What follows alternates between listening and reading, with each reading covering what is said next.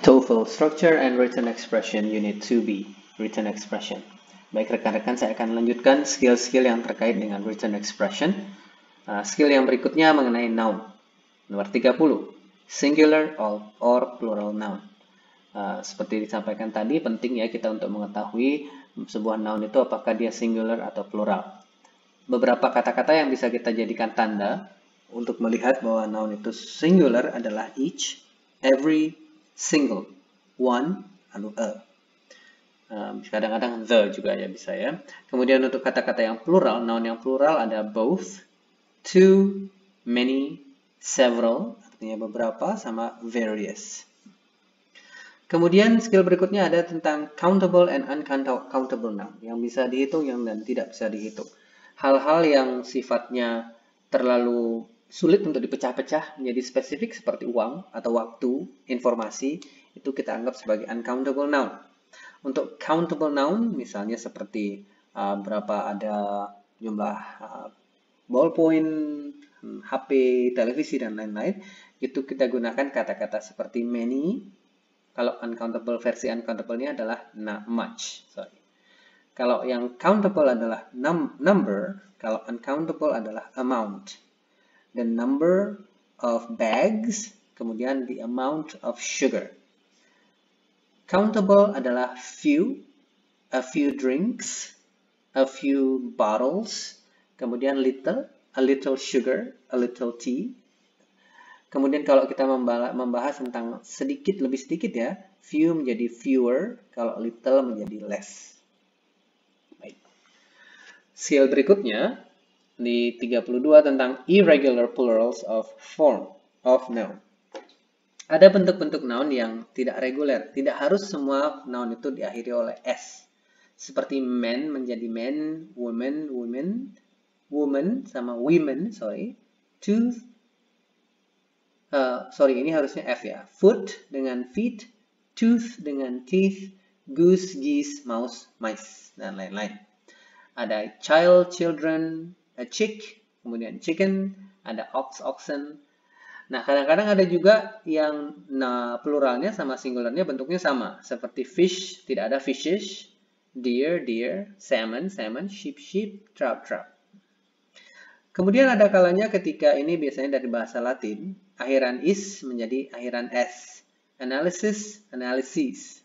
Axis, axes. Crisis, crises. Diagnosis, diagnoses. Hypothesis, hypotheses. Parenthesis, kalau satu, kalau banyak parentheses. Synthesis, synthesis.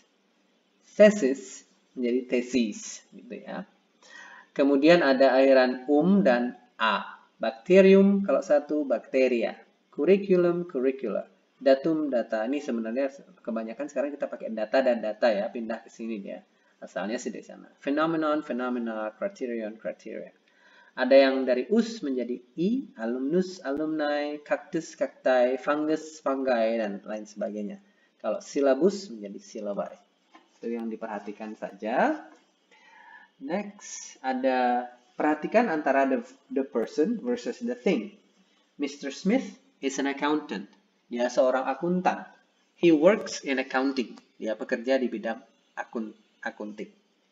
Dr. Jones is a surgeon. He performs surgeries. Jadi bedakan antara orangnya dengan tugas yang dia lakukan.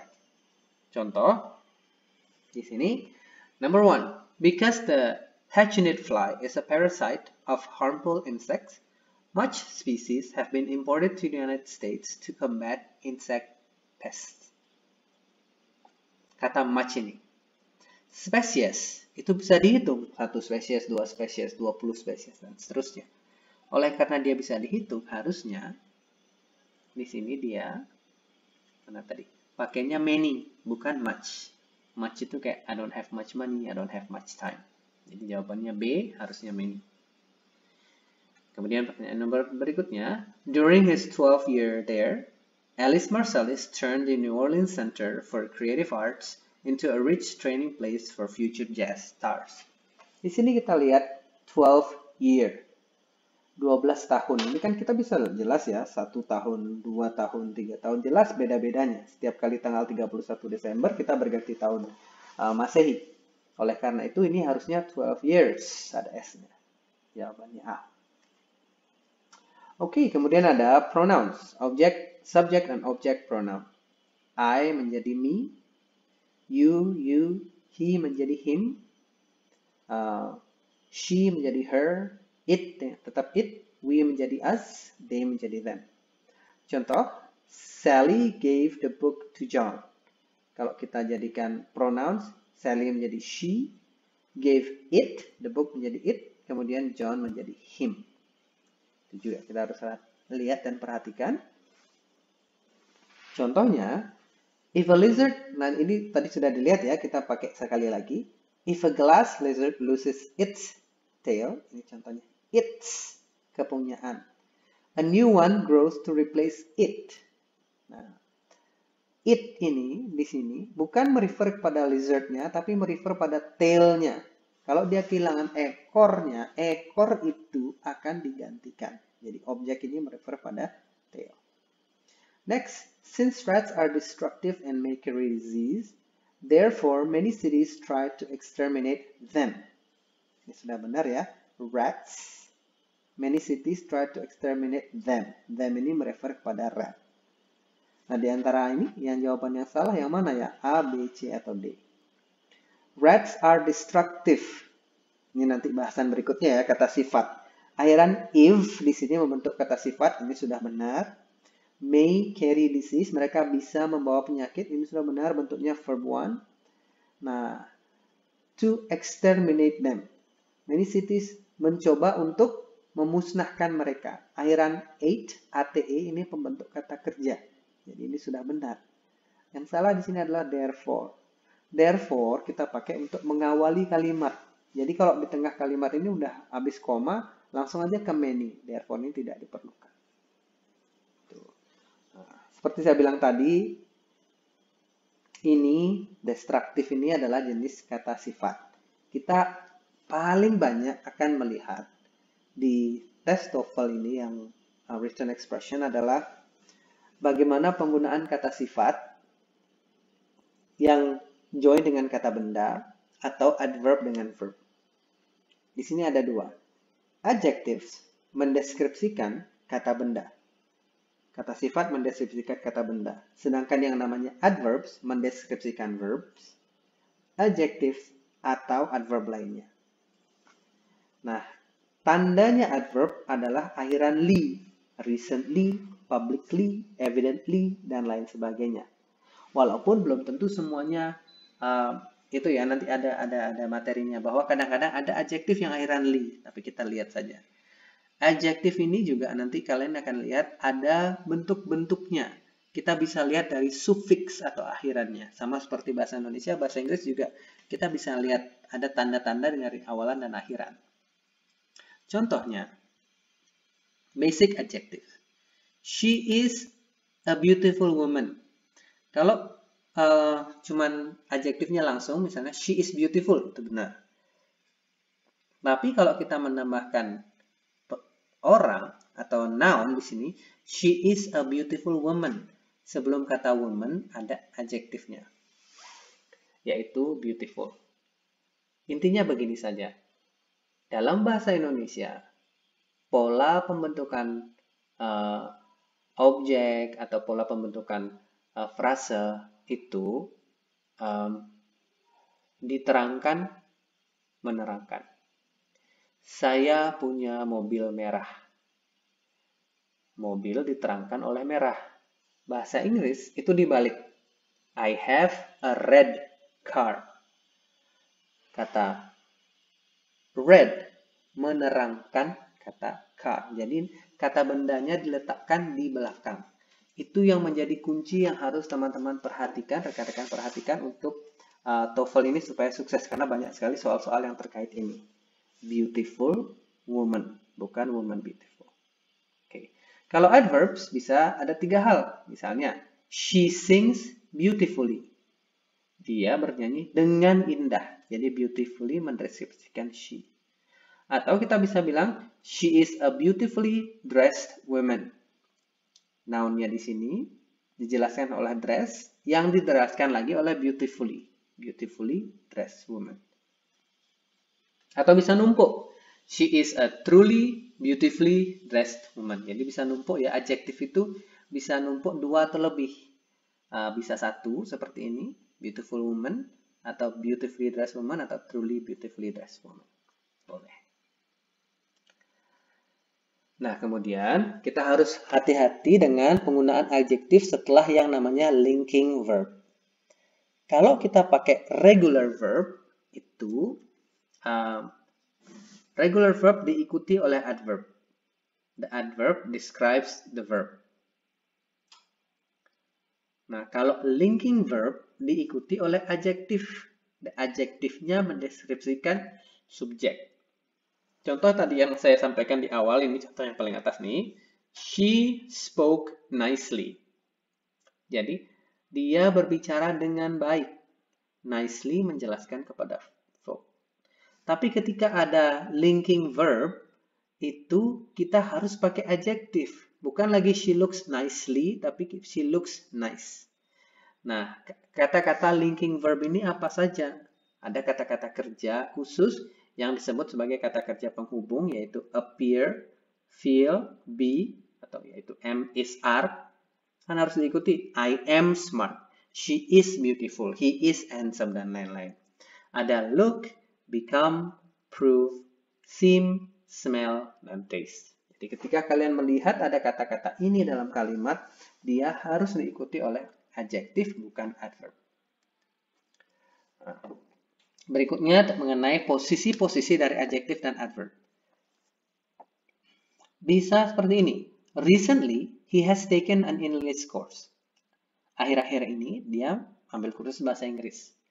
Atau antara has dengan taken.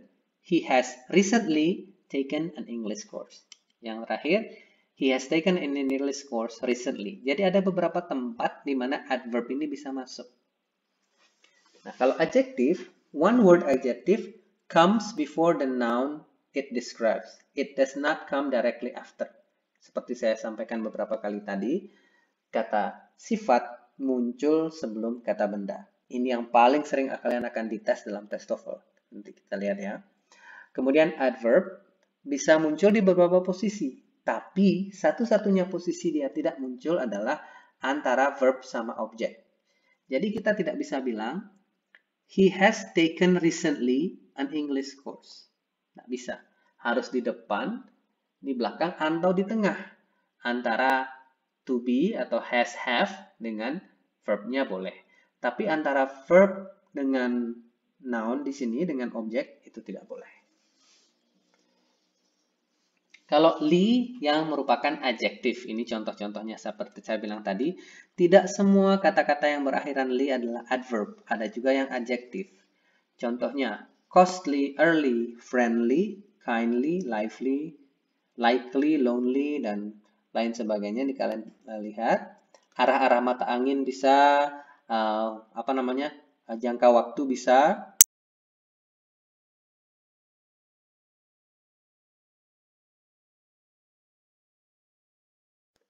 Bisa merupakan arah mata angin atau jangka waktu, misalnya daily, hourly, weekly, dan lain sebagainya. Itu harus diperhatikan. Ada juga adjektif yang diakhiri dengan ing, yaitu dari jaran, atau diakhiri dengan ed, merupakan sesuatu yang dikenakan pekerjaan. Misalnya, I am disciplined. Saya orangnya terdisiplin. Ada sesuatu yang membuat saya disiplin. Jadi itu kata sifat juga. Misalnya, contoh di sini. The woman cleans the car. Kalau adjektifnya, the cleaning woman. Perempuan yang tukang bersih-bersih. Atau cleaned car. Mobil yang sudah dibersihkan. Itu ya. Kalau ing, itu artinya aktif. Dan it does the action of the verb. Misalnya, the happily playing children. Anak-anak yang sedang bermain. Kalau ed itu pasif. Artinya dia dikenakan pekerjaan. Kayak cleaned car, mobil yang sudah dibersihkan. Kalau aktif, cleaning woman, perempuan yang pekerjaannya membersihkan. Frequently played, dimainkan. Kalau di sini yang sedang bermain, kalau di sini yang dimainkan. Nah, seperti saya sampaikan tadi, ada akhiran-akhiran kata yang cocok atau yang digunakan khusus untuk kata sifat. Akhiran al, central, political, national, optional, professional, legal, global, dan lain-lain. Akhiran ent, ent, different, independent, dependent, excellent, itu. Akhiran if, attractive, effective, repetitive, dan lain-lain. Akhiran os, continuous, dangerous, famous. Akhiran full, beautiful, peaceful, careful. Ada akhiran less, endless, tidak berakhir. Homeless, careless, thoughtless. Dan yang terakhir akhiran able, drinkable, countable, avoidable. Jadi lihat aja, kalau kalian melihat kata-kata ini dalam kalimat, itu artinya kata tersebut adalah adjektif. Dan setelah kata itu biasanya adalah kata benda. Karena adjektif kan tugasnya menjelaskan kata benda yang muncul setelah adjektif tersebut. Nah, selain itu ada juga prefix atau kata awalan untuk adjektif yang menyatakan negatif. Misalnya unreliable, unfortunate, uncomfortable. Ada kata im atau in atau ir atau il, immature, impatient, improbable, inconvenient, irreplaceable, illegal, dan lain-lain. Ada kata non-fiction, non-verbal, non-political. Ada kata dishonor, dishonest, disloyal, dan lain-lain. Beberapa contoh di sini, mungkin kalian bisa lihat dulu sebentar. Ada 3 contoh mengenai penggunaan adjektif dan adverb.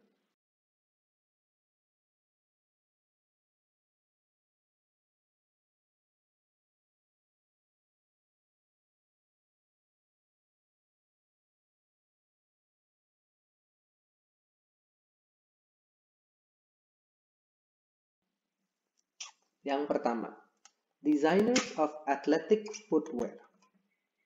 Perhatikan yang A. Ini yang sering Anda akan lihat. Footwear adalah kata benda, alas kaki. Athletic, akhiran ik ya, seperti logic itu membentuk kata sifat. Berarti A sudah benar, kata sifat, kemudian kata benda. Finely tune each category of shoe. Tadi sudah ada ilmunya ya, setiap kata each pasti dia single, sudah benar. Each category of shoe, sudah benar juga. To its particularly activity. Nah, ini yang janggal. Activity, aktivitas adalah kata benda. Dan dia harusnya didahului oleh kata sifat. Sedangkan particularly ini adalah adverb. Yang merupakan kata sifat itu harusnya partikular. Sama dengan singular, akhiran ar, itu kan bentuk kata sifat. Artinya, li-nya ini dicoret. Oleh karena itu yang C yang salah. By studying, benar ya. Kalau kita membuat objek, by itu harus diikuti oleh verb ing. By speaking, by studying, by looking, and so on. Second example. Gothic Revival architecture has several basic characteristics that distinguish it from other 19th century architectural style. Yang pertama, A. Gothic Revival architecture. Karena dia satu, singular, pakai has, sudah benar ya. Karena dia mengungkapkan suatu fakta yang benar keberadaannya kemarin, sekarang, dan hari ini, dan seterusnya. Ini dia memakai simple present tense. Tense-nya juga sudah benar. Kita lihat yang B. Basis characteristics. Kata bendanya adalah karakteristik. Yang menerangkan kata benda ini harusnya kata sifat. Basis itu kata benda. Yang merupakan kata sifat adalah basic atau basic. Di sini B salah. That distinguish it, sudah benar ya, yang membedakannya dengan arsitektur style yang lain, other, sudah benar. Dan yang terakhir, as her focus changed, the love poetry that Edna St. Vincent Millay produced in the 1920s increasing gave way to poetry dealing with social injustice. Nah, di sini as her focus changed, ini S-nya sudah benar. Change, kalau kita lihat mengacu pada ini kan di masa lampau sudah benar. Produced, benar juga karena di masa lampau. Yang masalah yang ini. Increasing gave way. Ini janggal, kurang sedikit. Harusnya ini adalah increasingly. Karena ini kan verb, kata kerja, gave itu di masa lampau. Kata kerja itu harus didahului oleh adverb, bukan adjektif. Itu ya, harusnya increasingly. Kemudian ada problems with preposition. Preposisi tidak hanya digunakan untuk menunjukkan waktu, tempat, dan agen, siapa yang melakukan pekerjaan, tapi juga bisa dikombinasikan dengan verb, adjective, noun, dan many different examples. Contohnya di sini, verb dengan preposition, depend on, lead to, dan lain-lain. Go up, go down, gitu-gitu. Kemudian adjective atau participle dengan preposition, surprised at, famous for.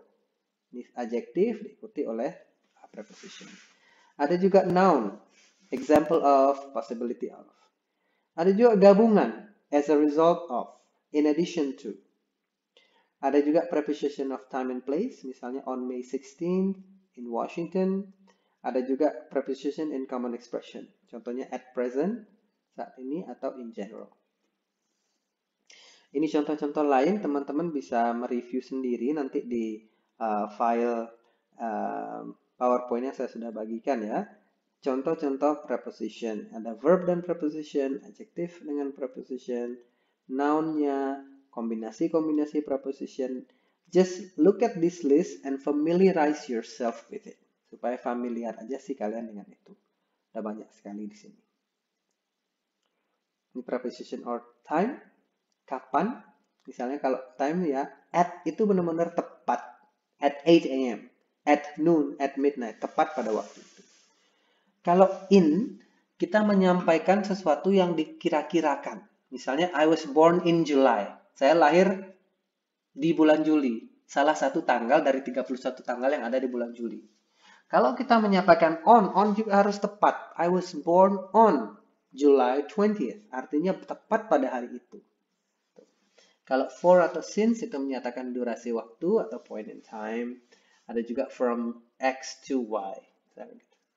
Kalau tempat juga gitu, at itu menyatakan address, tepat misalnya address 200 Main Street. Kalau on itu menyatakan seperti di jalan. Misalnya on, I live on Kubu Gunung Street. Kalau in menyatakan area, I live in Dalung misalnya gitu. Itu beda-bedanya. Nah, perhatikan. Example. Look at this example real quickly.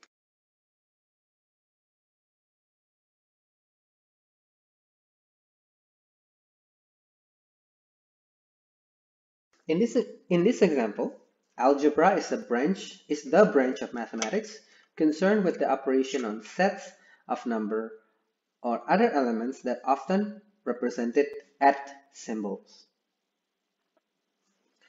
Algebra is a branch of mathematics. Sudah benar ya, karena algebra itu satu, branch-nya juga satu, cabang satu aja. Sets of numbers. Kita lihat di sini, satu set of numbers. Numbers-nya plural, ini juga plural. Elements juga plural, sudah benar. Di sini nih yang janggal.